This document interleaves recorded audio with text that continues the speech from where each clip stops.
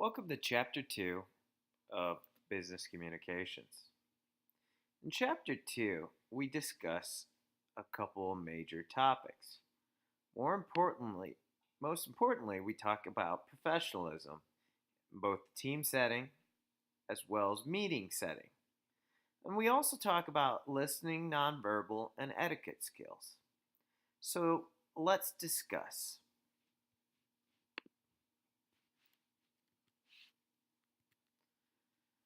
What do digital age employers want?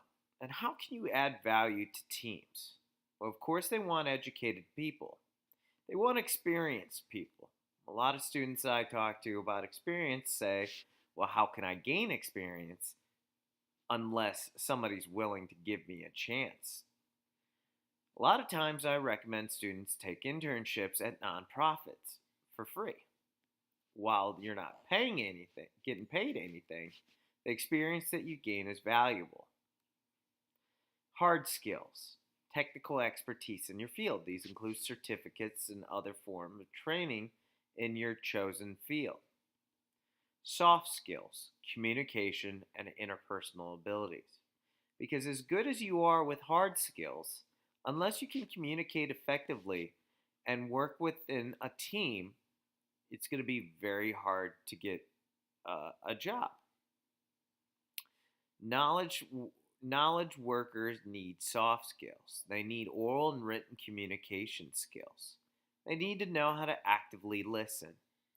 They need to have proper business etiquette, appropriate nonverbal behavior, as well as be efficient and productive when working in teams. Why form teams? Well, forming teams can lead to better decisions. Increase productivity, feeding off of others' ideas and working together and disseminating different responsibilities and roles. It can also lead to improved employee morale, as well as faster response times, as well as deliverables.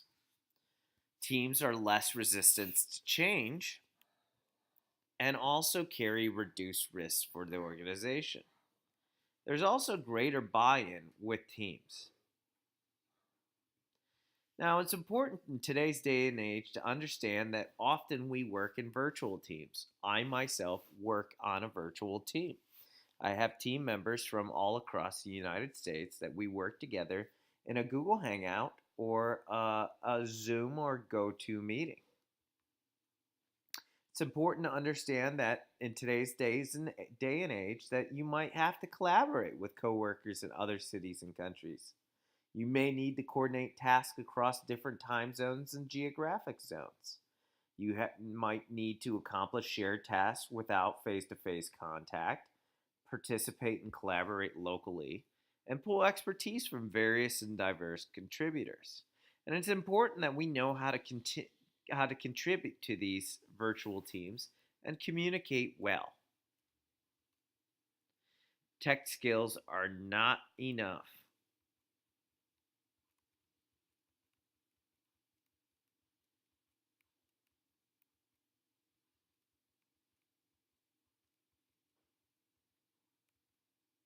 The four phases of team development include selecting members, becoming acquainted with your team members, and building trust to form a collaborative nature. This phase is called the forming phase. Next, we'll want to identify problems in the group, collect and share ideas and information, establish decision-making criteria, and prioritize goals. These are all important parts of the storming phase or brainstorming phase of the team development. Next, we'll want to discuss alternatives and evaluate outcomes, as well as applying criteria and prioritizing alternatives. This is called the norming phase. And finally, in the last phase, we'll select the alternatives, analyze efforts, implement a plan, and manage the project efficiently. This is referred to as the performing phase. Positive team behavior starts by setting rules and having the team members abide by them. analyzing tasks and defining problems effectively, contributing information and ideas to the team effort, as well as showing interest in listening actively to others' ideas and suggestions. Also, encouraging other team members to participate is an important part of team behavior, and recognizing that each person's opinion, while it may not be right, is of value and important to listen to. Negative team behavior includes blocking the ideas of others or not listening to them, insulting and criticizing others' ideas and individuals, wasting the group's time,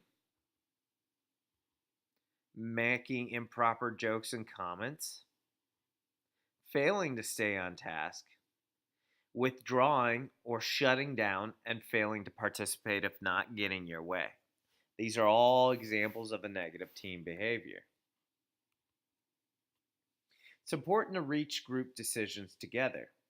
A majority should define what the decision is, consensus, making sure that we come to a consensus decision, hearing the thoughts of the minority, averaging the outcome, and authority rule with discussion.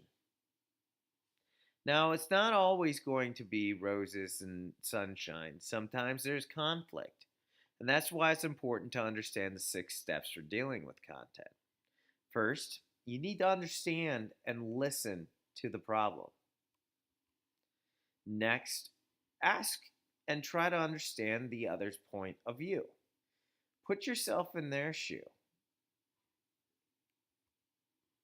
Show that you care about the relationship and you're looking to not shut anybody down, but you care and want to work through the problem.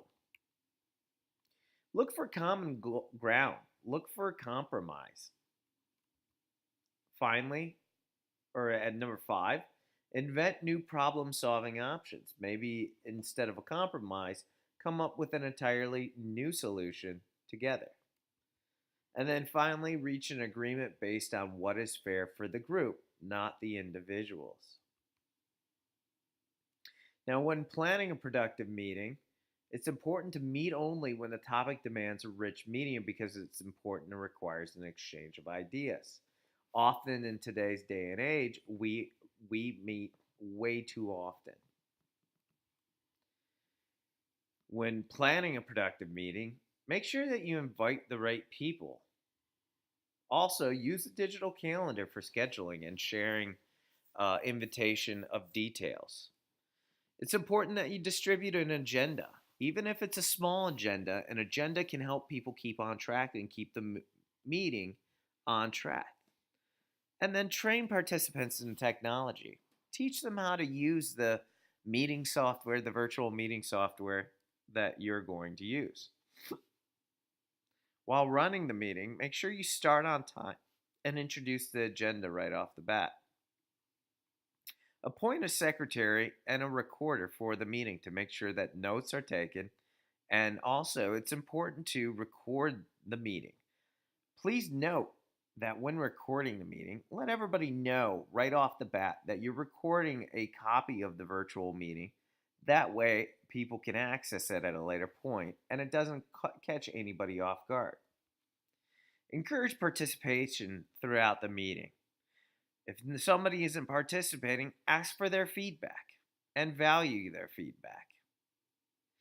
Take time to summarize points and ask if anybody has questions throughout the way. Also, confront conflict frankly and try to shut it down immediately. When ending the meeting, make sure that you review the meeting decisions. Distribute the minutes of the meeting and remind people of the next steps that need to be taken. Being a productive participant means arriving early and coming prepared, having a positive attitude, contributing respectively and respecting others, waiting others to finish their thoughts, keeping calm, especially your voice, and being pleasant and energetic. It's important to give credit to others. Nobody wants somebody taking all the credit. Use electronic devices only for meeting related tasks, meaning put away your cell phones, please. Help summarize. Express your views in the meeting, not later. If you have a point, make sure you feel comfortable and express your point. Also, follow up by completing assigned tasks. When discussing virtual meetings and audio conferencing, make sure it's simple and effective. Use the most commonly used collaborative tools in business. A lot of these include Google Hangouts and GoToMeeting, as well as Zoom meetings. Use a speakerphone, a telephone, and mobile phone. Make sure that your technology is working and that you test it. Some virtual meetings, it's important to note that participants can see each other and small product details. Collaborators can connect in real time no matter where they are. Expensive telepresence rooms are extremely lifelike, although unnecessary sometimes. And organizations can reduce travel expenses, travel time, and other issues by using virtual meetings.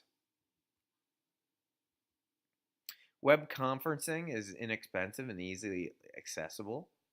You can use the ability to share electronic documents and demonstrate products. Participants can interact in real time, and tools include computer internet access, software, and a camera. We'll be talking about some of those products later in this course. When planning a virtual meeting, make sure everybody knows how to operate the technology, distribute documents in advance, and log on early. Explain how to ask and answer questions. And then also say your name, introduce yourself before speaking. When talking about nonverbal communication, it's important to make proper eye contact. Have pleasant facial expressions. Make sure to sit up straight and gesture using your hands. And also be careful of the time. Know your space and territory. Make sure that you have clean business documents as well as a clean personal appearance. It's important to show professionalism when communicating by establishing and maintaining eye contact with the person that you're speaking with. Use posture to show interest. Reduce or eliminate physical barriers, meaning if you are communicating with somebody, make sure that you communicate with them in a close manner. Finally, improve your decoding skills, meaning look for those nonverbal cues when somebody may be trying to tell you something. And then also probe and ask questions so that you understand completely what they're saying. It's also important to show professionalism with communicating by interpreting nonverbal meanings in context, associating with people from diverse cultures, appreciating the power of appearance, making sure that you observe yourself and how you're coming across on video, as well as enlisting friends and family to give you feedback on your communication skills. That's it for Chapter 2. Make sure to complete the reading and complete the course exercise. Until next time, have a good